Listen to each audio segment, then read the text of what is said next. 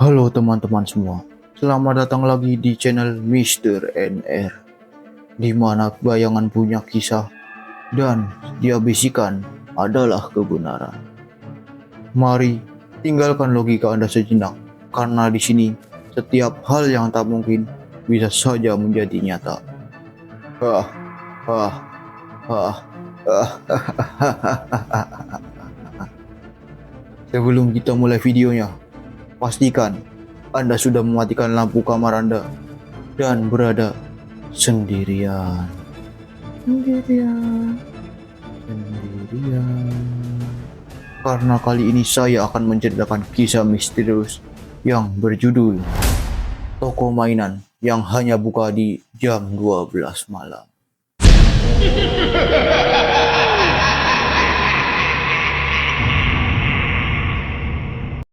Reza adalah mahasiswa tingkat akhir di Jakarta. Ia baru saja pulang ke kota kelahirannya, Lebak Jaya, setelah mendengar kabar bahwa neneknya jatuh sakit. Kota itu kecil, sunyi, dan tak banyak berubah. Bahkan bangunan-bangunan tuanya masih berdiri, meskipun sudah reyot dan hampir runtuh. Salah satu yang menarik perhatian Reza adalah sebuah toko tua di dekat simpang pasar lama, toko mainan. Bangunannya kusam, papan namanya hilang setengah. Tapi, yang membuatnya heran, malam itu lampu tokonya menyala terang. Padahal, warga bilang toko itu sudah tutup sejak tahun 1999. Nenek Reza hanya menjawab pendek ketika ditanya, "Jangan dilihat, jangan dihampiri. Kalau lewat situ malam-malam, mata harus lurus ke depan." Reza tertawa. Ia pikir itu cuma mitos. Tapi malam itu, rasa penasarannya mulai tumbuh. Besoknya, Reza iseng bertanya ke Pak RT tentang toko itu. Pak RT menatap kosong sejenak, lalu menjawab, "Dulu, banyak anak-anak yang suka ke sana. Tapi setelah beberapa dari mereka hilang, toko itu ditutup. Nggak ada yang mau beli dari sana lagi." Reza mencatat, tahun 1997, 3 anak hilang. Tahun 1998, 2 anak hilang. Tahun 1999, toko ditutup tanpa kabar. Tak ada satupun kasus yang terselesaikan. Semua menghilang tanpa jejak. Sejak itu, toko itu dikatakan berhantu. Beberapa warga mengaku melihat bayangan anak kecil di balik jendela kaca. Tapi anehnya, toko itu tak pernah benar-benar hancur. Padahal bangunan sekitarnya sudah lama dibongkar. Malam ketiga di Lebak Jaya, Reza tak bisa tidur. Ia memutuskan keluar beli minuman di minimarket. Saat melintasi toko itu, ia memperlambat langkahnya. Pukul 11:58 malam. Dan benar, 2 menit kemudian, lampu toko menyala. Seperti ada orang yang menyalakan dari dalam. Pintu kayunya terbuka perlahan. Angin dingin keluar dari celah itu. Reza melangkah maju. Entah apa yang membawanya masuk.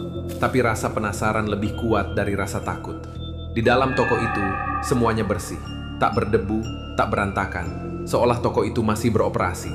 Mainan-mainan antik dipajang rapi.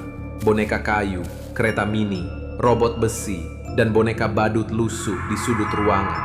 Reza mendekat ke boneka itu. Lalu, matanya berkedip. Reza pun mundur. Tapi ia sadar, pintu toko kini tertutup rapat.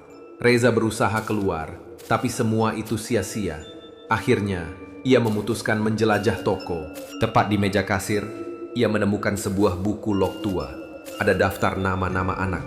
Tertulis tanggal pembelian, tapi anehnya, semuanya adalah tanggal hilangnya anak-anak yang dulu ia baca. Kemudian sebuah TV tua menyala sendiri, memperlihatkan rekaman CCTV. Tahun 1997, tampak seorang anak kecil masuk ke toko, lalu gelap. Di layar hanya muncul tulisan, "Satu lagi telah bergabung." Reza pun mulai panik. Di atas meja, ia menemukan sebuah jam antik dengan jarum mati di angka 12 tepat.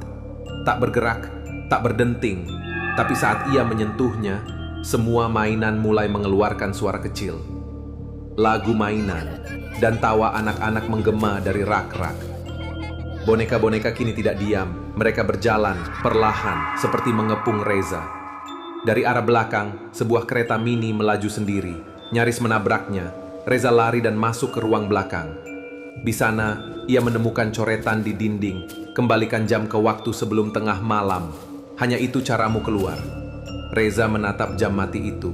Ia putar jarumnya ke angka 11:59. Tiba-tiba, semua lampu toko berkedip. Mainan-mainan menjerit. Suara mesin mainan terdengar serentak. Boneka badut mendekat dengan kepala bergoyang tak karuan. Reza menggenggam jam itu erat-erat dan berteriak, memutar lebih keras, dan semua berhenti. Tanpa dia sadari, tiba-tiba Reza terbangun di depan toko. Tapi toko itu hilang. Tak ada bangunan, hanya tanah kosong dan rerumputan liar. Ia mencoba bertanya ke warga, tapi semua bilang, toko mainan? Di sini nggak pernah ada. Bahkan Pak RT yang dulu bercerita, kini berkata tak ingat apa-apa. Reza kembali ke rumah neneknya.